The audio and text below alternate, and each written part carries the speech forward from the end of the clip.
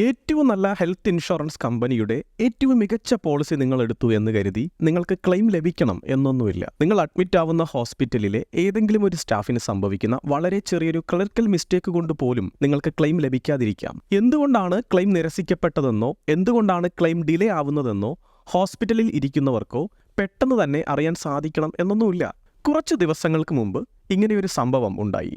അതെങ്ങനെയാണെന്ന് ഞാൻ പറയുന്നതിലും നല്ലത് അദ്ദേഹം തന്നെ നിങ്ങളോട് നേരിട്ട് പറയുന്നതല്ലേ.